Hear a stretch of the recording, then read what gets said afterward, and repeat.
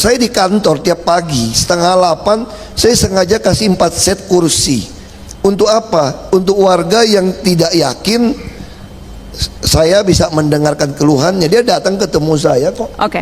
Nah artinya apa? Nggak ada alasan orang Baik. Jakarta Jadi titip ya Pak Wali Kota, Pak Wali Kota dicari yang menyulitkan, tapi jangan menyulitkan warga yang mengadu. Janji ya Pak? Karena semua harus ada warga. Terima pertanyaan kasih, Pak. saya begini, pertanyaan saya, kalau ternyata dia fitnah, ngapain? Fitnah? Mbak Nana gue jewer ya. Boleh, boleh. Awas ya.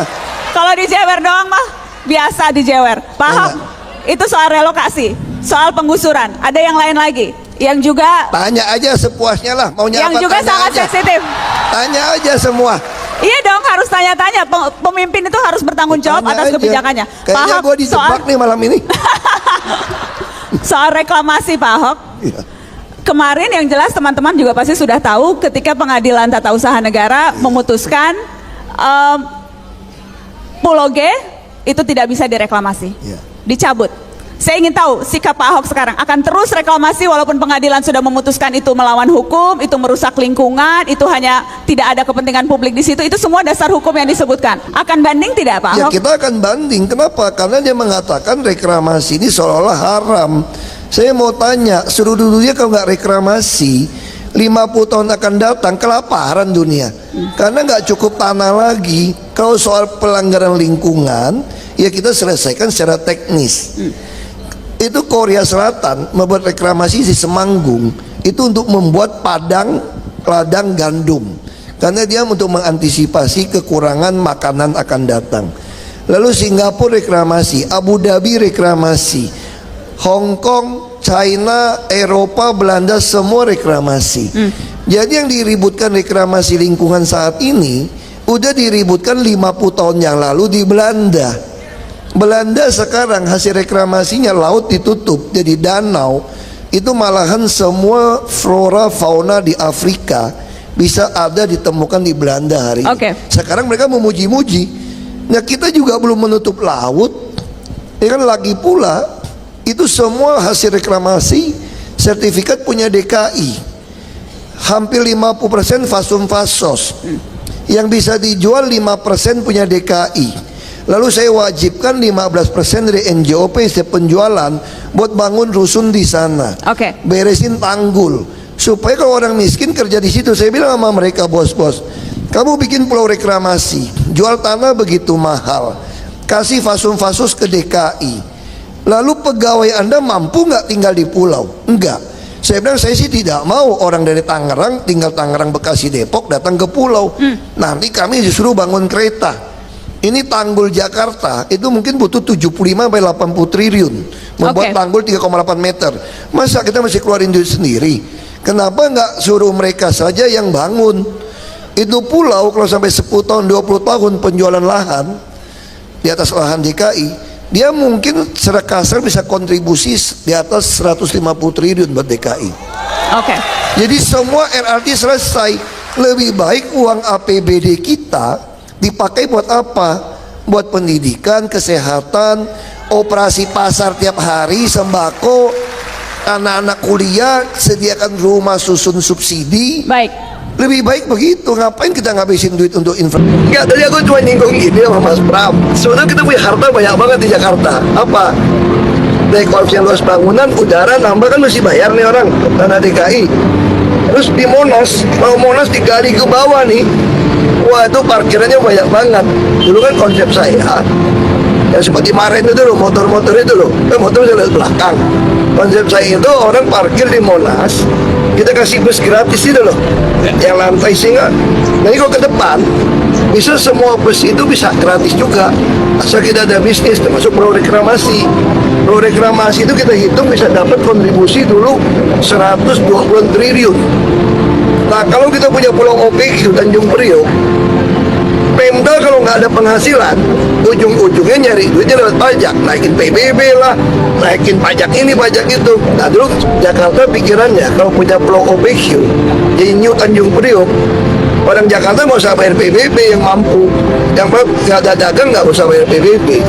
Nah itu mesti ada usaha. Jadi saya cerita. Halo teman-teman, kembali lagi bersama saya di channel ini. Salam NKRI harga mati. Teman-teman, dalam video ini kita telah mendengarkan sebuah edukasi yang disampaikan oleh Ahok. Ahok adalah kader PDIP yang memang beliau juga salah satu kader yang militan, yang cinta dengan rakyat, yang kita kenal orang-orang yang cerdas dan tegas.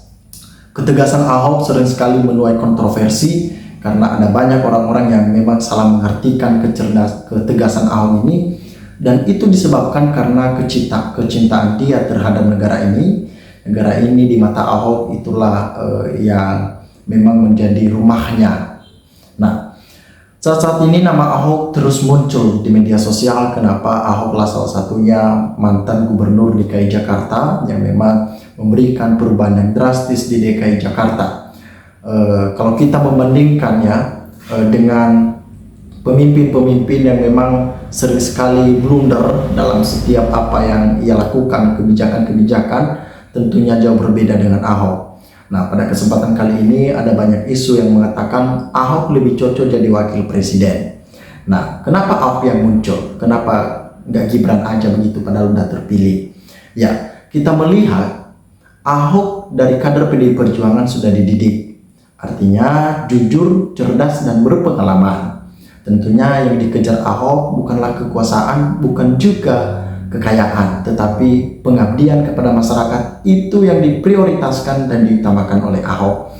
Nah, tidak seperti dengan Gibran yang lagi mencari popularitas dan juga masih belajar. Kita melihat beberapa waktu lalu ada banyak yang menghujat Gibran ketika masih pidato tetapi membaca teksnya.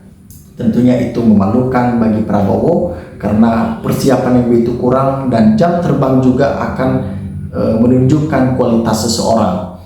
Jadi kekhawatiran masyarakat tentang Gibran yang begitu luar biasa membuat masyarakat ini khawatir negara ini karena kepemimpinan Gibran yang sulit untuk dipercaya dan sulit untuk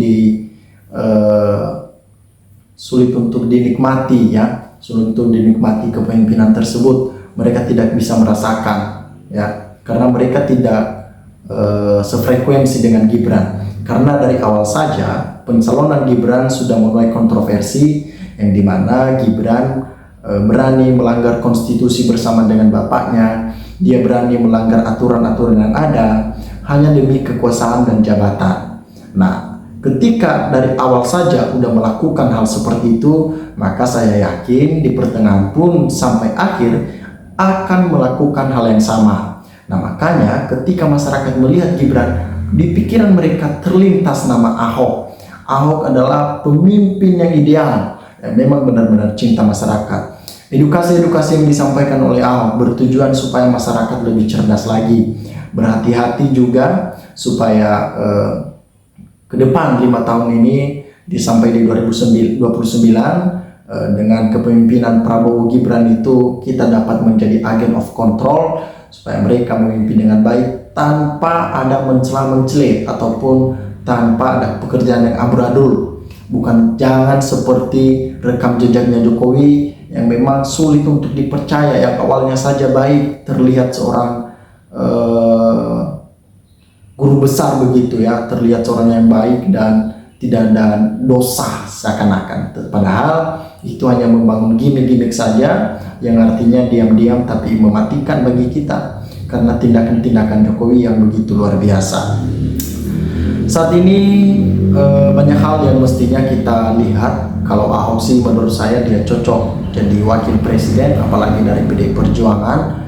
Karena ada banyak juga masyarakat yang suka dan senang kepada Ahok. Walaupun Ahok di masa lalunya pernah dipenjara, tetapi itu kan karena kekhilafan beliau dan bukan karena unsur-unsur yang lain, bukan karena menabrak konstitusi, bukan seperti Gibran. Malah Gibran ketika melakukan sebuah kesalahan dia tidak bertanggung jawab ataupun tidak gentleman.